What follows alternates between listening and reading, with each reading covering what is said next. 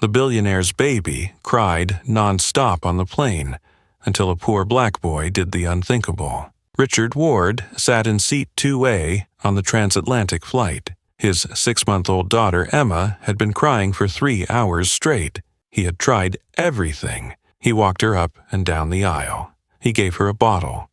He changed her diaper more than once. He played classical music through noise-canceling headphones pressed gently against her tiny ears. Nothing worked. The flight attendants rotated with suggestions. Sometimes a baby just needs to cry it out, one said. Another brought a white noise machine with ocean waves. Emma cried on. First class began to sour. In 1A, Henry Moore sighed loudly and checked his watch. In 3B, Victoria Stone tapped her phone, whispering to her assistant, "If you can't control your baby, don't fly first class." Richard felt the stares. Shame burned through his exhaustion. He also felt the knot of worry a week of back-to-back meetings in London. If this chaos repeated in boardrooms, everything could collapse. The captain's voice filled the cabin. "We strive to provide a comfortable flight for all passengers." Richard heard the unspoken target him. That was when a black teenager about 16 stepped forward from economy. His clothes were clean but worn. His backpack was patched with tape, a math competition badge pinned on the flap. He stopped at 2A and spoke softly but firmly. "May I?" Richard stared at him. Too tired to care about etiquette, he nodded. The boy cradled Emma's head and neck in one hand. With the other, he pressed lightly along her back in a steady rhythm. He didn't jostle. He shifted her angle to ease stomach pressure. He hummed a short lullaby under his breath. The cries turned to hiccups, then silence. Emma opened her eyes, studied him for a moment, then drifted into sleep. First class froze. Heads tilted. Henry whispered, "Remarkable." Victoria stopped typing. Richard lowered his voice. "How did you do that?" The boy answered. "My little sister had colic. Took me months to figure it out. No need for hard rocking, just steady pressure, rhythmic padding, soft singing." Richard noticed scribbled equations peeking from the boy's notebook inside the backpack. "What's your name?" he asked. "Noah Carter," the boy replied. "From Southside Chicago. I'm flying to London for the International Mathematics Competition." Richard nodded, glancing at his daughter asleep in Noah's arms. "Thank you, Noah." Noah held her a few minutes longer to be sure she was truly asleep, then carefully returned her, supporting her neck and pressing gently at her belly. She didn't stir. A flight attendant stepped over. "Is she all right now, sir?" "She's fine," Richard said. He turned back to Noah. "Would you like to sit here for a bit?" Noah eyed the empty seat. "If it's allowed." The attendant nodded. Richard asked, "You're traveling alone?" "Yes, sir," Noah said. "The community helped with my ticket. The barber shop, the church neighbors. Everyone pitched in." "When did you discover your gift for math middle school?" "A teacher spotted it," Noah said. "I taught myself a lot. Finished high school work in 6 months. Took online college courses. Won the Chicago round, then Illinois, then nationals." Richard was quiet, watching Emma's steady breathing. "Noah, thank you. You've helped everyone on this plane tonight." Noah shook his head. "I just did what I know." The plane droned on. No one mentioned the lullaby again. No one complained. Emma slept peacefully. After a while, Richard asked, "Does the competition begin tomorrow?" "Tomorrow's the opening ceremony." "The tests are over 3 days," Noah said. "I need to prepare tonight." Richard nodded, glancing at his packed London schedule glowing on the tablet. He needed help with Emma. He decided quickly, "Noah, I'd like to hire you while I'm in meetings. $500 a day, a room next to mine at the Langham. I'll arrange cars and make sure you get to the competition on time." The exams are your top priority. Noah blinked. 500 a day. Yes, Richard said.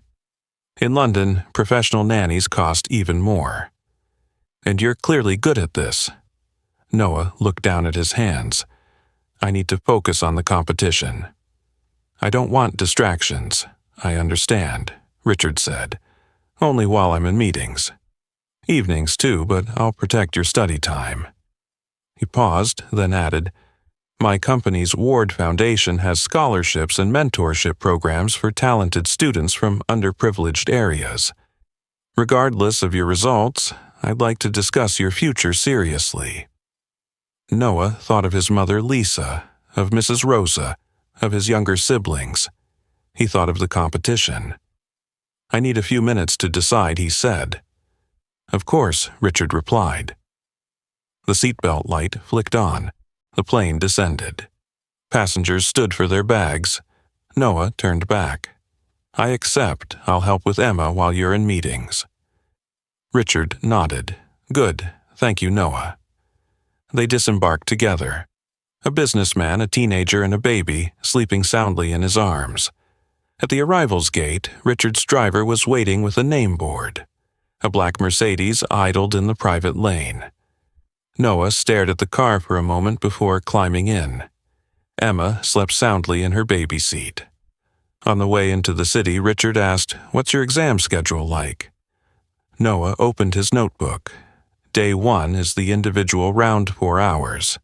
Day 2 is the team event. Day 3 is the open problem presentation. Tonight is the opening ceremony, Good Richard said. Tomorrow I have meetings from 10 Uhr to 16 Uhr. Emma naps from 13 Uhr to 15 Uhr. I'll hand her over to you before 10. Between 13 Uhr and 15 Uhr you'll have study time. If she wakes early, I'll arrange extra support. Noah nodded. Yes, sir. They arrived at the Langham. The lobby was wide bright. The front desk greeted Richard by name. Your suite is ready, sir. The adjoining room has been prepared as requested. Noah followed them up to the high floor. The door opened. The suite was larger than the apartment he shared with his family. Richard said, Your room is here. Queen bed desk, private bath. Room service is 24 hours. If you need anything, call James, my assistant. Noah set his backpack down on a chair, looked out at Hyde Park. He turned back. Mr. Ward, why are you doing this for me? You only met me a few hours ago. Richard prepared a bottle for Emma, tested the temperature, then answered, I'm good at spotting talent quickly. What you did on the plane wasn't just babysitting. It was problem-solving under pressure. You were calm, clear, and prioritized correctly. That's exactly the kind of thinking I need in business. And more than that, when I was your age, I didn't have many opportunities either. I got scholarships, I had mentors. They opened doors for me. Now, it's my turn to open doors for someone else. Noah nodded. I understand. That evening, Noah went to the Royal Institution for the opening ceremony. The hall was crowded full of students from many countries. Speeches were brief. In the next 3 days you will tackle difficult problems, the organizer said. We value reasoning, creativity, and clarity of presentation. Noah returned to the hotel at 9. Emma was already asleep. Richard handed him a paper. Here's my meeting schedule and your free hours. Remember, the competition comes first. If there's ever a conflict, tell me immediately. The next morning day, Noah ate breakfast early, carrying his pens and admission card. Richard handed over Emma at 9:30. I'll be back at 12:30 so you can go to the test, he said. If there's an emergency, call James. Noah played with Emma using wooden blocks. He stacked them in simple repeating patterns, counting out loud. Emma clapped. At 9:55 she grew drowsy. Noah laid her in the travel crib, humming softly. By 10:05 she was asleep. Noah opened his notebook, reviewed number theory and combinatorics. At 12:25, Richard returned right on time. Let's go, he said. In the exam hall, Noah opened the paper. Problem 1, number theory, he found the pattern quickly. Problem 2, combinatorics, he searched for the optimal method. Problem 3, geometry multi-step. He solved in order of certainty, managing time with his wristwatch. At the end, he felt confident. That afternoon, back at the hotel, Emma sat in her high chair awake. Richard asked, "How was it?" "Pretty good," Noah said. "There are some really strong students. You're strong enough to be there," Richard told him. "Just do your part." Day 2 was the team event. Noah's group included Kenji from Japan, Klaus from Germany, Maria from Brazil. The task: optimize traffic flow in a city. Kenji suggested a theoretical framework. Klaus pushed for rigorous proof. Maria proposed quick simulations. Noah said, "We need all three. Theory to structure the problem. Simulation to test quickly. Proof to finalize." They divided tasks and synthesized before submission. The judges praised their integrated approach. That night, Richard spoke to Noah about a bigger plan. "After your studies, I'd like to bring you into a new division. Applying AI and mathematical modeling to social issues, education, healthcare, community, economics. Don't answer now. Ward Foundation will cover scholarships for you, even graduate school if you wish. The only condition someday you use your skills to solve problems for the community." Noah listened closely. "I'll think about it," he said. "But first, tomorrow I have my open problem presentation." Day 3, each competitor received a major problem. Noah's topic modeling and intervention for epidemics in crowded cities. He built a contact network, calculated transmission parameters, proposed cost-based intervention strategies. He presented for 20 minutes, answered questions directly. That evening, results were announced. Third place, Germany. Applause. Second place, South Korea. Applause. Champion, representing the United States, Noah Carter. The hall erupted. Noah walked on stage to receive a trophy and a full MIT scholarship. Late that night, they had a simple dinner in the suite. Emma played with her blocks. Richard raised a glass of sparkling apple juice. "Noah, these 4 days have been unforgettable." "Thank you for everything," Noah said. "But the most important thing is I know now I can go further." Emma reached out, touched Noah's finger. He smiled. Richard said, "We'll go over scholarship details and your path once we're back in the States. Leave the rest to me." The next morning, they headed to the airport. Few words were spoken. The plane took off. Noah looked down at London, thinking of the south side of MIT, of the work he might one day do. He remembered the moment back in seat 2A. Everything began with one small choice, stepping past the curtain and saying, "May I?" The car pulled up to the entrance of the Langham. A staff member opened the door. The driver handed the baby seat to Richard. Noah Carter walked beside him, carrying Emma's bag. They took the elevator up. The suite door opened. Richard set Emma down in the travel crib and checked the room temperature. 22 degrees is when Emma sleeps best, he said. Noah walked around, noting the placement of bottles, diapers, towels, thermometer, and warmer. "Could you give me a schedule of Emma's sleep, feeding, and bath times?" Richard handed him a typed sheet with nap 13:00 written on it. Noah took a pen and added a 15-minute buffer before and after. In the afternoon, Richard called his assistant.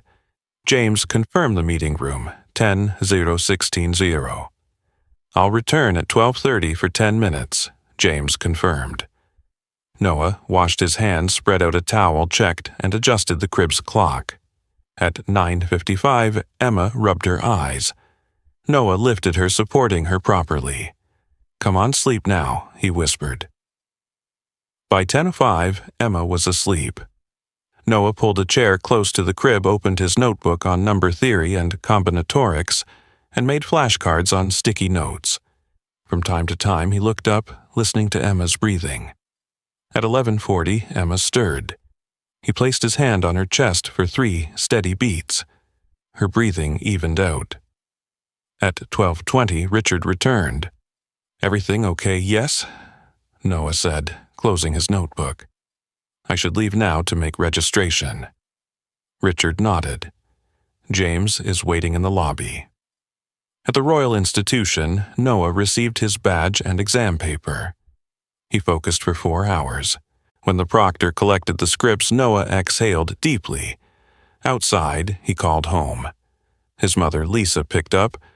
"You arrived safely, son." "Yes, I did, and I finished the first round." Rosa's voice chimed in. "Praying for you every morning?" His little sister Maya shouted. Noah, he laughed. "Maya, listen, I'm in London." "That's so far," Maya said. "Yes, but I'll be back," Noah answered. Noah returned to the hotel at 17:10. Emma sat in her high chair holding a silicone spoon. Richard was chopping squash. "Can you handle this?" he asked. "I can," Noah replied. He fed Emma 2 spoonfuls, waited for her reaction, wiped her mouth, and said gently, "Is it good?" Emma leaned forward for more. At 19 hours, Richard started a video call with Sarah Ward. Her face appeared on the screen from a hospital room under warm light. "Hello, sweetheart," Sarah said. Emma turned at her mother's voice, babbling. Sarah looked toward Noah. "You're Noah, right? Thank you for helping Emma on the plane." Noah scratched his head. "Yes, ma'am, she cooperated today." Sarah asked, "What are you competing in tomorrow?" "Day 2 is the team round," Noah said. "I'll be back a little late." Sarah smiled. "Good luck. Thank you for being here." After dinner, Richard handed him the adjoining key card. "Noah, if you need anything, call James. The competition comes first. If Emma wakes at night, I'll handle it." Noah nodded. In his room, he set his backpack by the desk, posted a note, "Team round, divide tasks, framework simulation, proof synthesis." He set his alarm for 6:30. At 23:30, Emma cried softly. Noah heard through the wall and knocked gently. Richard was already holding her. "I've got it," he said. Noah reminded him, "Support the head and neck, no shaking. If needed, let me." Richard adjusted his hold. Emma quieted. "Thank you," Richard said. "I never thought I'd have to learn these things." Noah smiled. "Everyone learns." The next morning, 06:45. Noah jogged 10 minutes around Hyde Park, showered, ate quickly. Richard handed him the day's plan, pick up, 08:30. "My meeting at 10:00. You'll have free time from 13 to 15:00, Noah confirmed with James. At 08:35, the car started. Noah looked out at the red buses, the crowd of pedestrians. He opened his notebook, jotting variables for the afternoon's problem speed density signal priority weather factor. At 9:10, Noah met his teammates in the hall lobby, Kenji, Klaus, Maria. They shook hands. "Shall we agree first hour for framework, second for simulation, 60 minutes for proofs, 20 for synthesis," Noah suggested. "Agreed," Maria said. Klaus nodded. Kenji added, "I'll start with definitions and notation." At 10 hours, the clock struck. The problem: optimize city traffic flow under traffic light timing constraints and random disruptions. Kenji modeled a graph. Klaus built bounding inequalities. Maria coded simulations. Noah proposed a hybrid objective: minimize average wait time and variance to avoid bottlenecks. At 11:25, Noah's phone buzzed once Emma woke early. Richard took her out for a walk. "All fine. You're still free at 13:00. Noah texted back, "Thanks." At 11:50, the team hit a wall at a complex intersection. Klaus insisted on the idealized model. Maria said real data skewed too much. Noah suggested, keep the ideal framework for proof, add noise parameters in the simulation for decisions. The final product is an adaptive policy. They redivided tasks. By 12:35, the draft was complete. At 12:50, they submitted. In the afternoon, the organizers announced preliminary scores. Their team was in the top 3. "Thanks for the task split," Kenji said. Maria high-fived Noah. Klaus smiled. The trade-off section was concise. At 18:30, Noah returned to the hotel. Richard sat at the desk, European partner documents spread out. "They want different data clauses," he said. "I'll postpone a dinner to see Emma to bed." He looked up. "Tomorrow you present your open problem." "Do you need a quiet room?" "Just a small whiteboard," Noah said. Richard called James to bring one with markers. Noah sat on the carpet. Emma crawled over. He lined up blocks in order green, yellow, red. "This is a traffic light," Noah explained softly. "You go from green to yellow to red when it's crowded." Emma slapped the green block. Noah laughed. "Right direction." Richard watched silently. At 21:00, Noah called his mother. "Day 2's done. Our team is in the lead group." His mother said, "I'm proud of you. Rosa asked tomorrow you present to the judges." "Don't speak too fast." "Yes, ma'am," Noah replied. At 23:10, Noah drafted his outline. Contact networks, transmission coefficients, cost-based interventions. He set his alarm for 06:00. Before sleeping, he glanced through the connecting door and saw Richard reading softly to Emma, voice calm and steady. The night passed quietly.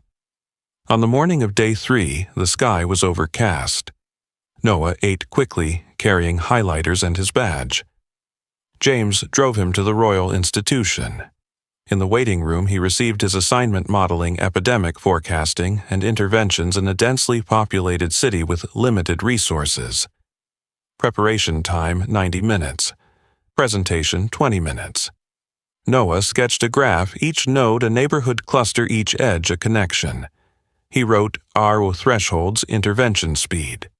He set the objective: reduce infection peak, keep hospitals under capacity. He listed measures by cost: masks, cluster-based, distancing, mobile vaccination points, alert messaging. He prepared 3 scenarios. When it was his turn, Noah walked in. The panel included Dr. Maggie Thompson, Dr. Liz Chen, and 3 other judges. Noah began. "I modeled this as a weighted network. The goal is to coordinate interventions to push the peak below the threshold." He spoke clearly, slowly, pointing to the board, only when changing topics. At the cost section, he said, "With limited budgets, prioritize high-betweenness nodes to cut transmission paths quickly." Q&A followed. Dr. Chen asked, "What if the data is incomplete?" Noah used sample-based estimates and update with Bayesian methods as new data comes in. Policies adjust based on alert thresholds. Dr. Thompson, "What if the public doesn't cooperate?" Noah, "Add delay factors to the model. Use local communication channels to boost compliance measure via anonymized mobile signals." Time ended. Noah bowed slightly. Outside, he exhaled. In the lobby, Richard was holding Emma. "How did it go?" he asked. "I said everything I needed to," Noah replied. That evening, the closing ceremony. The hall lit up. 3rd place was announced, then 2nd. Finally, champion representing the United States, Noah Carter. Noah stood slowly as if needing half a second to believe. Kenji, Klaus, and Maria clapped, pulling him toward the aisle. Noah received the trophy certificate and an MIT full scholarship with living expenses. After the ceremony, they returned to the hotel. Richard placed the trophy on the table. Emma patted its base, laughing. Richard poured sparkling apple juice. "Congratulations," he said. "Thank you," Noah replied. Richard sat down, opened his briefcase, and placed a folder on the table. The Ward Foundation will cover tuition and living expenses through college and graduate school if you choose. Summers, you can intern at Ward Technologies. After graduation, I want you to join our new division AI and Mathematical Modeling for Education, Healthcare, Community Economics. The contract will let you choose the start date. The only condition each year you devote part of your time to a community project you propose. Noah skimmed the papers. I want my scholarship lawyer to review this, he said. Richard nodded. That's the right move. He pointed to a page. The intellectual property section states what you research at school belongs to you. If it's at the company, co-ownership terms are negotiable. Noah's phone buzzed. A text from his mother. Son, the whole block watched the live stream. Everyone's crying. Noah smiled, replying, It's done, Mom. Rest now. Richard said, Tomorrow we fly home. Pick up at 08:30. I changed the seat so Emma can lie more comfortably. Noah nodded. That night, Noah packed the trophy into its case. Into his backpack he placed 2 old pins, his flashcards, and the inbound flight ticket folded at the middle. He turned off the lights, lay down, and replayed a short clip someone had recorded of him holding Emma on the plane. The baby's face wasn't clear, only his hand, and her tiny fingers gripping his index. He shut off the screen. In the morning, they left the hotel. On the drive to Heathrow, Richard checked passports and boarding passes. Emma stared out the window, babbling softly. Noah said, Let's go home. At the gate, they met Kenji, Maria, and Klaus. They shook hands. See you in Cambridge, Maria said. Kenji handed Noah a card. If you come to Japan, contact me. Klaus added, I'll send a tighter version of yesterday's proof. On the plane, Emma fell asleep quickly. Richard laid a thin blanket over her. Across the aisle, Henry Moore, by coincidence on the same flight, approached. I was impatient the other day, he said. Today, I want to apologize. Congratulations, young man. He shook Noah's hand. Thank you, sir, Noah said. The plane took off. Richard opened his laptop, but barely typed. He turned. Noah, once you're back in Chicago, tell your mother the Ward Foundation will reach out. Everything will be handled properly. Yes, sir, Noah said. 4 hours later, they landed. In the arrivals hall, Sarah was waiting with James. She was thinner, but her eyes shone. She held Emma tight. Thank you, she said to Noah, and congratulations. Noah answered, Thank you. Richard said, Take a few days off. Then we'll call with the scholarship department. He handed Noah an envelope. For your work. $500 per day, 5 days total, receipts included. Noah didn't open it, just nodded. Yes, sir. James called a car for Noah. Before leaving, Noah waved to Emma. She laughed and waved back. Richard said, See you again, Noah Carter. See you, Mr. Ward, Noah replied. The car door closed. The city slid past the window. His phone lit up. MIT admissions. We look forward to welcoming you. Noah looked at the message, exhaled, leaned back. He thought of the South Side, the church, the barber shop, Rosa's lullabies. He typed one line into the family group chat, I'm home. The light turned green. The car rolled on. Noah arrived back in the South Side late in the afternoon. The door opened. His mother Lisa hugged him tightly. Grandma Rosa stood behind, wiping her eyes. Maya ran circles around him, touching the trophy case. Is it heavy? Heavy? Noah said, smiling. They set the trophy on the bookshelf. The house grew quiet again. His mother served dinner beans and chicken vegetables. Rosa brought an extra bowl of soup. Noah ate slowly. His mother asked, Are you tired? No, Noah said. Tomorrow I'll go thank everyone. That evening, James called. This is James, Mr. Ward's assistant. Tomorrow at 10:00 there's a call with the Ward Foundation. We've sent you a draft of the scholarship terms by email. You may invite Ms. Rodriguez to join. Yes, Noah said. Noah opened the email. A PDF listed the terms tuition living expenses, books, laptop flights home during breaks. The intellectual property clause stated what students research at school belongs to the student. Projects at the company are subject to separate agreements. Noah forwarded it to Ms. Rodriguez and his MIT scholarship advisor. He jotted down 2 questions. How many hours per year are required for community work, and what about the right to publish school research? In the morning, Noah stopped at Mr. Davis's barber shop. Mr. Davis was cutting a boy's hair. Seeing Noah, he paused. "The champion is back." The whole shop applauded. Noah laid down a thank you envelope and a photo of him holding the trophy. "Thank you for contributing." Mr. Davis nodded. "Next time, talk math with the kids for 15 minutes, will you?" "Sure," Noah said. He stopped at the church. Pastor Green hugged him. "We prayed for you." Noah handed him a thank you letter. "Say a few words on Sunday," the pastor asked. "Yes," Noah said. He stopped at Ms. Alvarez's grocery store. She laughed, pointing to her phone screen still showing the local headline, "Southside Boy Wins World Title." Noah smiled, bought some groceries. "This is for you," he said, giving her a bag of coffee. "You let me run tabs too many times." "You don't need to," she said. "Just go study." At 10:00, Noah opened Zoom. On screen were 3 people from the Ward Foundation and James. "Hello, Noah," the coordinator said. "We present to you a 4-year scholarship package, extendable through graduate school." Noah asked his 2 questions. The legal officer answered, 100 hours per year for a community project you propose to be done in summers or weekends. For publication rights, you have full freedom for school research. If you use company resources, terms are agreed per project. Ms. Rodriguez nodded on screen.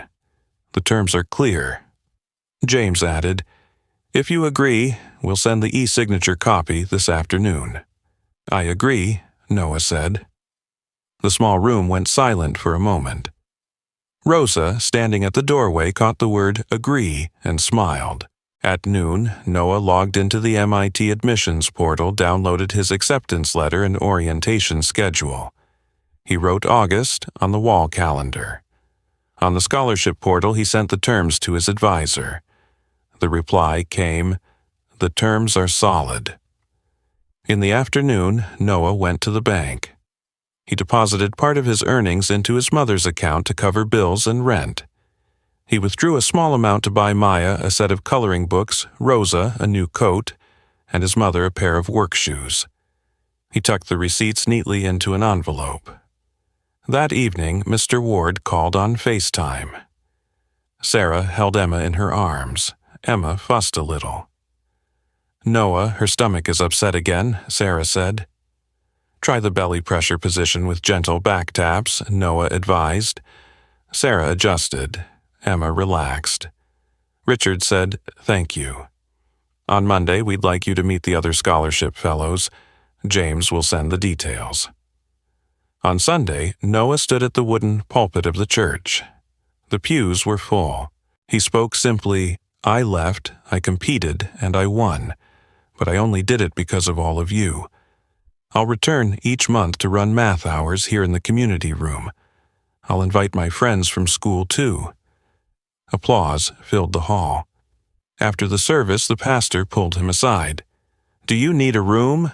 A board, markers?" "Yes," Noah said. "Saturdays 10:00 to 12:00. Done," the pastor said. That evening, the scholarship contract arrived. Noah read it once more. He signed. James confirmed receipt and sent the schedule of upcoming online workshops, designing community projects, presentation skills, data ethics. Before bed, Noah placed the trophy one shelf lower with textbooks above it. He set his alarm for 6:30. Tomorrow, he would begin his study plan ahead of orientation. His phone buzzed. A message from Kenji. "Sending you the optimized notation from yesterday. Maria. If you start an online club, count me in." Klaus found a neat inequality for bottlenecks. Noah replied to each thanks. "I'll use it." The night was quiet. No airplanes, only the faint sound of cars fading down the street. Monday, 9:00 a.m. Noah arrived at Ward Technologies, Chicago lab, a modest glass building not too large. Inside were a reception desk, a small meeting room, and a few open space tables. James greeted him. "Today you'll meet the impact team," he said. "We'll start with a small problem." In the meeting room were 3 people: Nina Data, Omar Product, and Dr. Patel Data Science. Nina opened slides. The community clinic in Bronzeville wants to reduce wait times. Their data comes in late with lots of gaps. 2 sources scheduled appointments and walk-ins. Omar added, "They have no extra budget. They need smarter scheduling suggestions and smoother in-out flow." Noah asked, "Do they have fixed peak hours?" Nina, "Yes." After 5 p.m., Dr. Patel said, "Your tasks sketch a lightweight model to suggest slots with dual goals, reduce average wait time, and keep the standard deviation low." Noah asked for 2 hours to review the data. He examined arrival times, exit times, service codes, doctors. He noticed many gaps. He proposed minimal cleaning and grouping by service type. He drafted alternate short visits with long ones, cap consecutive long cases, add a 5-minute buffer each hour. He treated walk-ins as a distribution with margins. By 11:30, Noah sketched on the board. This is the objective function. We minimize the mean and the variance, adding a penalty if thresholds are exceeded. Dr. Patel nodded. "Run it on 1 week." Nina said, "I'll feed the data." By 2 p.m., the simulation was ready. Average wait time dropped from 46 minutes to 29. The variance decreased. Omar called the clinic manager. "We have a suggested schedule. Can we test it Thursday?" The manager agreed. "Yes, but we need a guide sheet for reception." Omar said Noah will write it. Noah wrote 2 pages. Step 1, ask service type. Step 2, assigned a slot per table.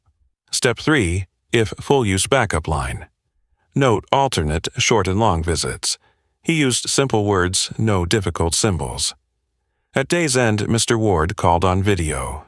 "Noah, I hear you cut wait times." "Just in simulation," Noah said.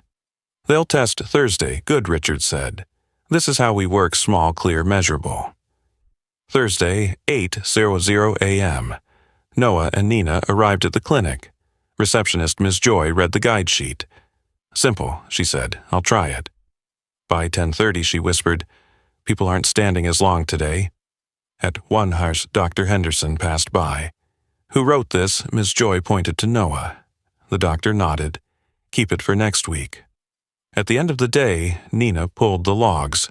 Average wait was 31 minutes lower than baseline on day 1.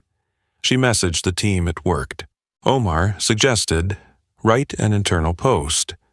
Noah wrote 1-page context data model results. Next step, no fancy words.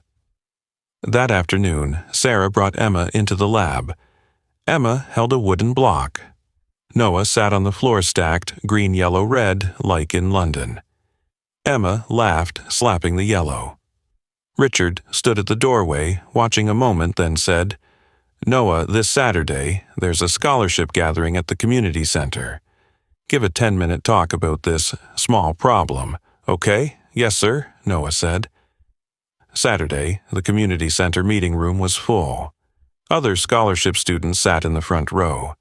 Noah spoke for 10 minutes. "All we did was rearrange the order," he said. "We didn't buy new equipment." Pastor sat at the back nodding. Ms. Alvarez snapped a photo. Mr. Davis gave a thumbs up. A high schooler asked, "Do you have to be a genius to do that?" Noah said, "No. You need patience and to try many times. You need to count right." After the talk, Richard stood up.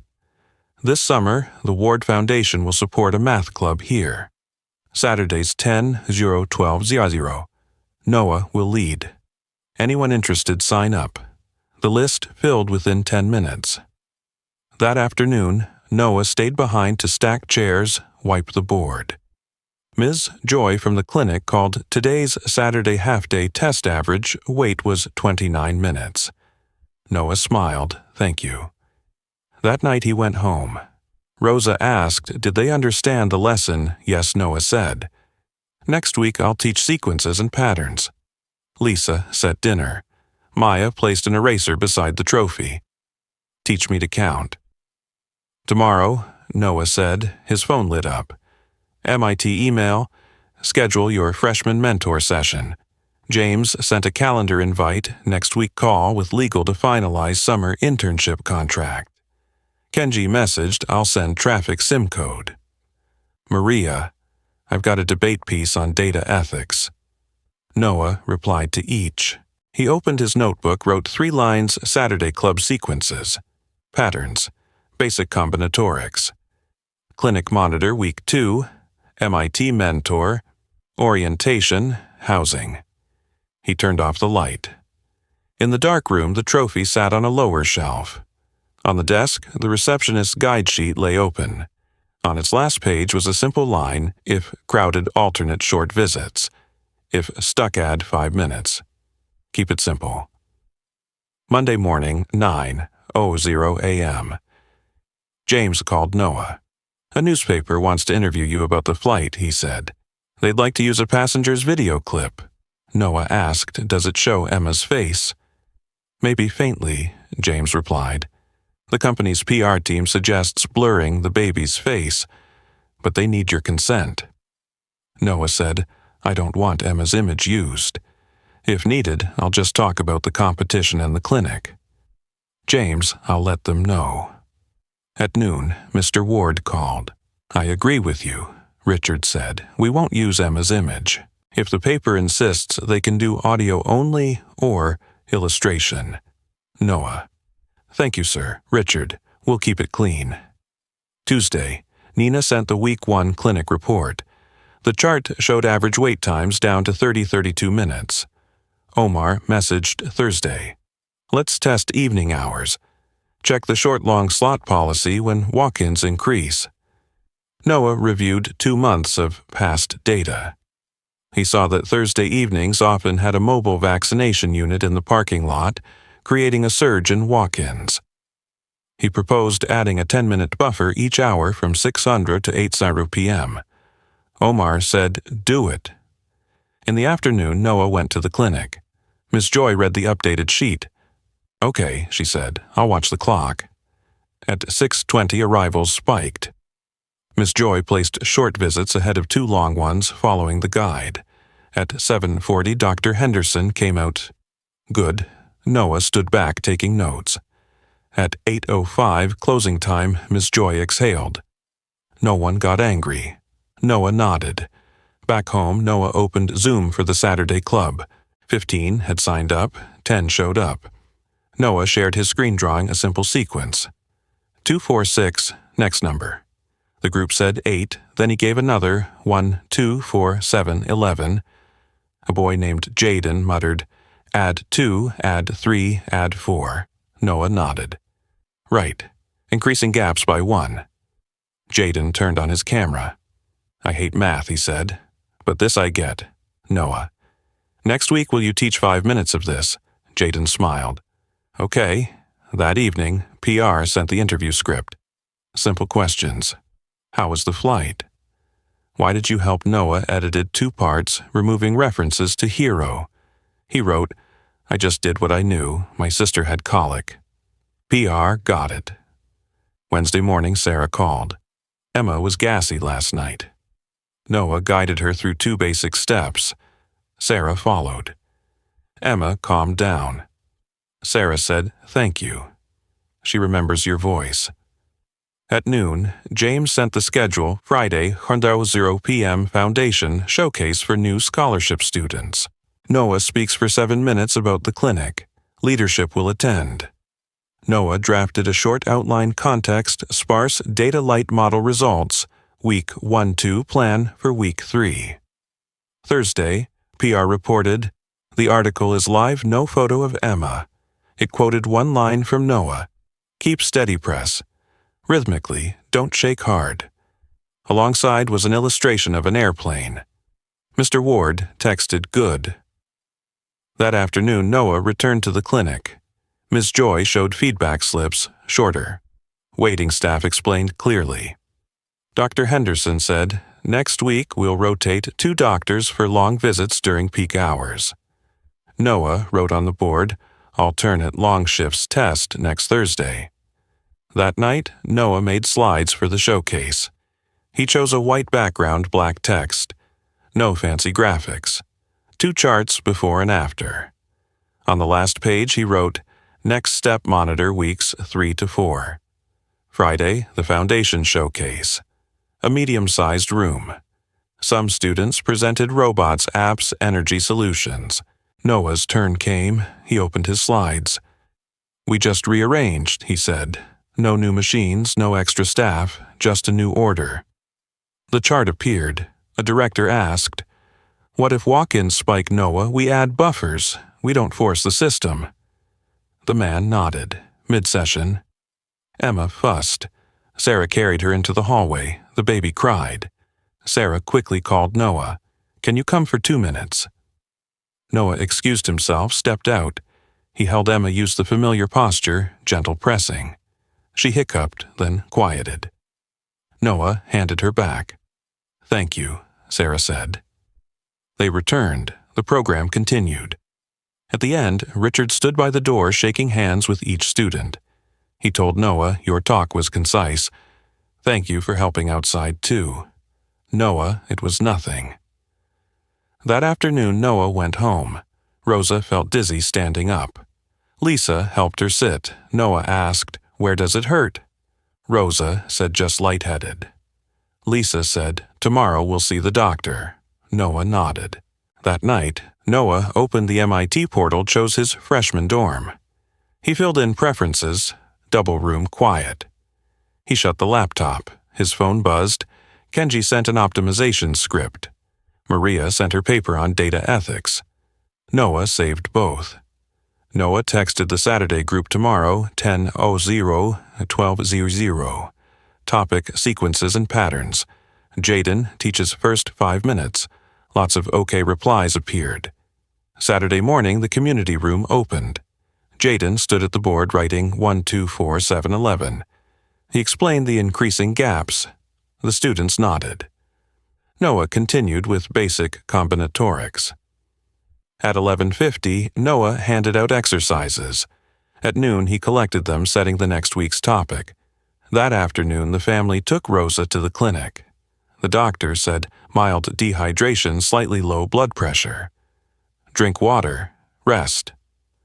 Noah exhaled in relief. On the way home, Rosa said, "Don't worry about me. Worry about math." Noah smiled. "I'll worry about both." That evening, Noah called James.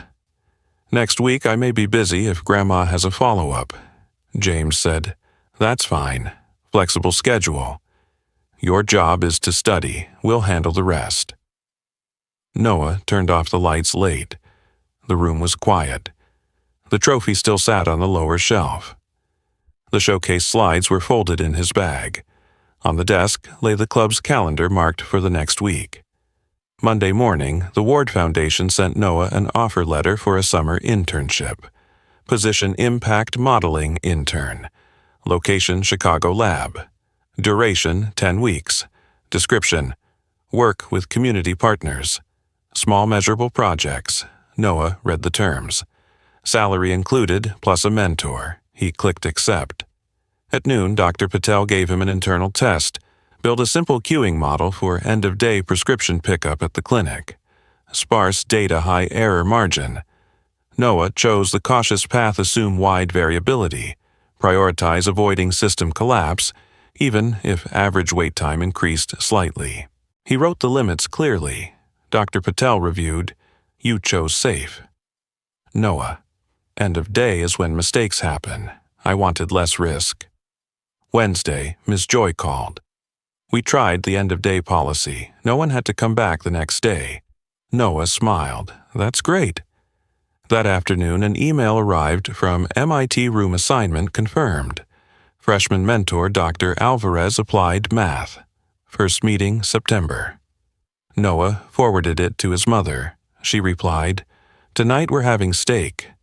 That evening, Mr. Ward called. Friday, we have a small boardroom session. You'll speak 5 minutes about the clinic, then I'll introduce the new division. Noah, yes, sir. Friday. Noah wore a simple shirt. The boardroom stretched long glass windows facing the street. A few executives were already seated.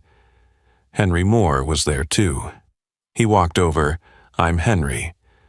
I was impatient on the plane. I apologize. Noah shook his hand. It's all right. Henry said I read the clinic report. Concise. When it was Noah's turn, he opened 2 charts. Weeks 1-2, wait times dropped. Thursday, with buffers added during vaccination hours, no congestion. Week 3, plan rotate long cases. Done in 5 minutes. An executive asked if we expand to another clinic, Noah. They need a 2-page guide and 1 on-site supporter the first week. After that, they run it themselves. The executive nodded. Richard presented next.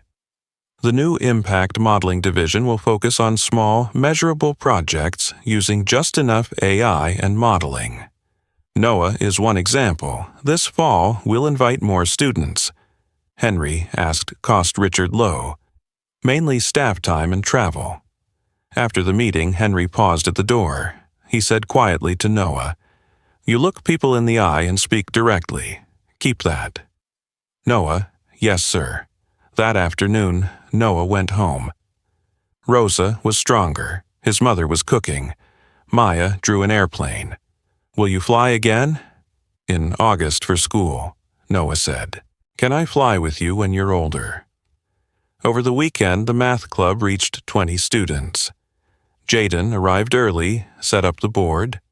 Noah started with color-shaped patterns for the younger kids, then moved to combinatorics for the older ones. At 11:58, he collected their work. He handed 3 notebooks to the most diligent. Continue next week. August, move-in day. Noah packed clothes, books, flashcards, the carefully wrapped trophy. His mother hugged him longer than usual. Rosa slipped a folded sheet into his hand with the words to a lullaby. Not to sing to anyone, she said, but to remember home. Maya handed him a box of crayons so you can draw paths. Noah laughed. I'll draw straight lines. At the airport, James was waiting. Mr. Ward and Sarah came to see him off.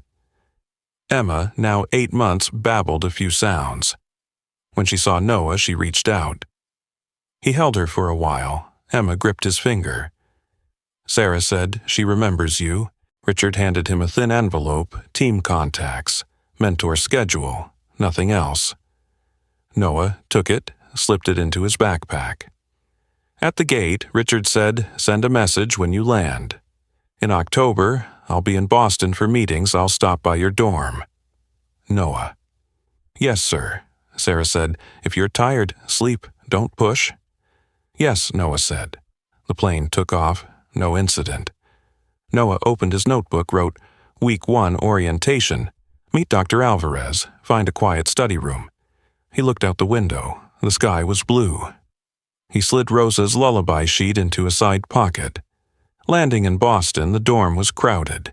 Kenji waited in the lobby with Maria. We're in the same area, Maria said. Kenji handed Noah a shared room key. Tonight, there's a small study group, Kenji said. Okay, Noah replied. In the room, Noah placed the trophy on a low shelf. On the desk, he taped a note. Count right. Keep it simple. His phone buzzed. Message from Mr. Ward. Welcome to MIT. From James, next week, let's discuss the winter project. From Ms. Joy. This week's wait time, 28 minutes. Noah smiled. He heard footsteps in the hall. He opened his notebook, wrote the first line, the first number. Then he switched off the desk lamp, left the window slightly open. Cool air drifted in. No crying. Only the voices of students fading down the corridor. In Noah's mind seat 2A, flickered for a second, then vanished. He capped his pen. Tomorrow would begin. The first week at MIT was busy. Orientation ID cards, dorm meetings, meeting his mentor. Dr. Alvarez asked Noah, "Which direction do you want to go?" Noah replied, "Applied math and modeling for real-world problems." Dr. Alvarez nodded, "Good." This week read 3 short papers. Next week, office hours. In the evenings, Noah joined a study group with Kenji and Mariah. The advanced number theory problems weren't easy. Kenji wrote quickly. Maria asked short questions. Noah studied dilemmas carefully. "Let's split into cases first," he suggested. They worked until 11 p.m. Before bed, Noah opened Zoom for the Saturday Math Club. Jaden led the first 5 minutes. 15 kids listened. Noah assigned small exercises. In the second week, Noah went to office hours. Dr. Alvarez reviewed his work. "You're on the right track, but your jump was too big," he said. "Break it into 3 steps." Noah revised. The solution became clearer. Dr. Alvarez, "Good. Keep the rhythm." By mid-October, Mr. Ward was in Boston for meetings. He texted lunch today, 12:30 restaurant next to Stata Center. Noah arrived on time. Richard was already seated, Sarah beside him, Emma in a stroller. Emma was bigger now, her hair longer. When she saw Noah, she reached out. "Noah," she said clearly. Noah smiled. "Hi there." Richard asked, "How's school?" Noah, "Busy, but fine." Richard, "Want to try a pilot in Boston. A clinic in Dorchester needs scheduling help. Nina will fly in, but you'll be the one to talk with them." Noah, "Sure. I'm free this weekend." Saturday afternoon, Noah and Nina visited the clinic. The manager, Mr. Lee, showed them sparse data. Noah scanned it quickly. "Let's keep the Chicago framework," he said. "Add buffers for evening walk-ins." Nina agreed. They drafted a 2-page guide. The next week's trial cut average wait from 44 minutes to 31. Mr. Lee said, "Keep going." Back at the dorm, Noah still ran the math club. Sometimes Maria filled in on Zoom. Jaden kept up his weekly 5 to 7 minute slot. The group grew steadily. One late evening, Noah got a call. Rosa had a mild headache. His mother said, "She's fine, don't worry." Noah still opened FaceTime. Rosa smiled. "Let me watch you solve something." Noah picked up a pen, sketched a sequence on paper. Rosa nodded. "Count, right, don't make it messy." That line made Noah laugh. At midterms, assignments piled up. Noah carved out fixed blocks of time for Study the Club and the clinic pilot. Dr. Alvarez reminded him, "Protect your sleep." Noah listened. He didn't stay up too late. At the end of the month, the foundation hosted a meetup for Boston area students. Richard gave a short talk on impact modeling. "Small measurable projects," he said. "If you want to join for the winter term, submit a proposal." Noah turned in a 1-pager queuing at a food distribution center. Richard read it, said, concise. On Sunday, Richard invited Noah to a park near the Charles River. Sarah pushed the stroller. Emma took a few steps holding Noah's hand. "Step," she said. Sarah laughed. "She remembers your voice." Richard said, "End of November. I'm back in Chicago. Come home for Thanksgiving." Noah, "Yes, sir." For Thanksgiving, Noah flew back. The South Side was cold, the house was warm. His mother cooked simple dishes. Rosa was stronger. Maya brought out her math homework. Noah sat at the table, teaching his little sister patterns and counting. That evening, Noah stopped by the barber shop, the church, the grocery store to say hello. The pastor said, "The Saturday after the holiday, the room's still open." Noah nodded. Before returning to Boston, Noah visited the Chicago clinic to greet Ms. Joy. She said, "Wait times are still at 28 to 30 minutes. We've kept it steady." Noah smiled. "Do you still have the guide? I taped it right to the desk," she said. Noah boarded the plane back to school, window seat. The cabin wasn't full. A baby cried for a few minutes, then quieted. No one complained. Noah closed his eyes. He thought briefly of seat 2A, then let it go. He opened his notebook. He wrote Lemma 1. December in Boston brought snow. Noah wore boots, pulled on his hat, and made it to class on time. Kenji and Maria were still his closest classmates. They split up the hard problems. At night, Noah called home to the south side. His mother said Grandma's fine. Maya showed off her math grade. Noah praised her. For the winter term, the foundation invited student proposals. Noah received an email of approval, Food Pantry Q project accepted. He and Nina worked with Mr. Coleman, the manager. The data was sparse. They built a simple framework, divide time slots, alternate short. Long visits, add buffers during rain or snow. On the first day, the lines ran more smoothly. Mr. Coleman said people weren't upset. At the end of the semester, Noah finished his exams. Results were solid. Dr. Alvarez said you kept a good rhythm. This summer, if you want, join my research group. Noah, I want to. The next week, Mr. Ward invited Noah to the Boston office one morning. In the small meeting room sat Henry Moore. Richard introduced them. Henry is a longtime partner. Henry said, I saw your summary, clear. What's needed to expand to 10 more clinics, know a 2-page guide, 1 week of on-site support, and a local contact. No complex software. Henry nodded. Richard handed Noah a thin packet toolkit for community partners. Review and edit as needed. Inside were sample guides before, after charts, sample schedules. Noah tweaked a few lines. He kept the last sentence the same as the very first guide if crowded alternate short visits. If stuck, add 5 minutes. Keep it simple. In January, Noah flew back to Chicago for a few days. The foundation held its year-end gathering at the community center. The room was packed. Scholarship students sat in a row. Ms. Joy came carrying her old chart. Mr. Coleman came too. The pastor opened. Richard gave a short speech. Thank you all. We only changed the order and kept it steady. Noah spoke for 5 minutes. He showed 2 charts. Nothing fancy. Midway, Emma ran into the hall with Sarah. She was bigger now, speaking more clearly. When she saw Noah, she called out Noah. Everyone turned. He held her for a moment, then handed her back. Sarah whispered, She's slept better since we got home. Noah nodded. At the end, Richard looked around the room. He shook hands with Mr. Davis, Ms. Alvarez, the pastor, Ms. Joy. He said, this summer impact modeling will take interns. If you have students who want to try, leave their names. The sign-up sheet filled quickly.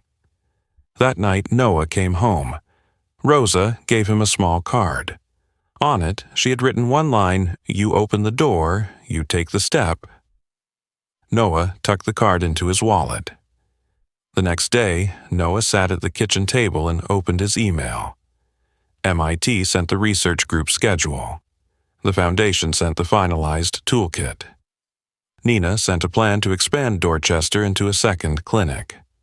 James texted, In March, the board wants to see Week 12 results.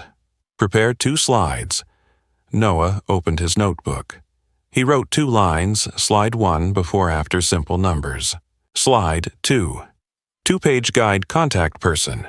Week 1 plan. His phone buzzed.